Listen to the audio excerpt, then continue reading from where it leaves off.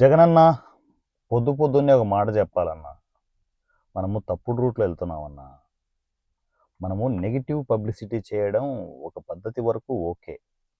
అది ఇంకా ఇంకా పెట్టరేగిపోతే మన పార్టీకే బొక్కన్నా. అర్థం కావడంలే నీకు. ఒక పెంచుకున్న కుక్కను వదిలి అది కాపలాగా అలా రౌండ్లు వేస్తూ ఉంటే అదొక అందం ఉంటుంది. సెక్యూర్డ్గా ఆ కుక్కలను పెంచుకుంటున్నాడు జగనన్న, తప్పేం కాదు అని అనుకోవచ్చు. కానీ పిచ్చి కుక్కలను పెంచుకుంటున్నావు చూడు, అది తప్పు. పిచ్చి కుక్కలు ఏం చేస్తాయంటే దానికి మైండ్ ఉండదు. మెంటల్గా ఏమేమో చేసేస్తూ ఉంటాయి. అలా రావణ్ అనే పిచ్చి కుక్కను వదిలేవు.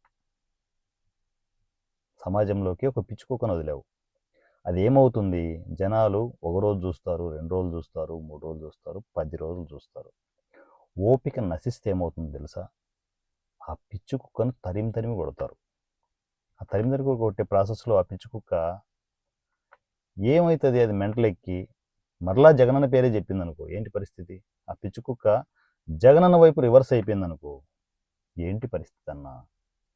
పార్టీకి బొక్కబడుతుంది. అందువల్ల పిచ్చి కుక్కల్ని సోషల్ మీడియాకు వదిలేటప్పుడు అది దాని రేంజ్ ఎంతవరకు ఏంటి అనేది చూసుకుని వదలాలన్నా. అది అటుపోయి మిమ్మల్నే గరిచేస్తే పరిస్థితి ఏంటి? ఇది నా క్వశ్చన్. అర్థం చేసుకో. మన పార్టీని బతికించే పనిలో నేనున్నాను. నేను ఆ పిచ్చుకుక్కను కూడా ఎంటేసుకొని తిరుగుతూ ఉన్నాను. మీకు అన్ని అప్డేట్లు ఇస్తా కదా. మన పార్టీని ఎక్కడ నిలబెట్టాలన్నా నిలబెడదాం. ఏం జగనన్న, కొంచెం చూసుకొని పిచ్చి కుక్కలను వదులు సోషల్ మీడియాలోకి. అది పిచ్చి పట్టి పిచ్చి పీక్స్కి వెళ్ళిపోయి వేరే స్టేజ్లో ఉంది. రావణ్ అనే పిచ్చి కుక్క. ఆ పిచ్చి కుక్కని, ఆ గజ్జి కుక్కని కొంచెం కంట్రోల్ చేయడానికి ప్రయత్నం చేయి. లేకపోతే సంక నాకిపోతామన్నా.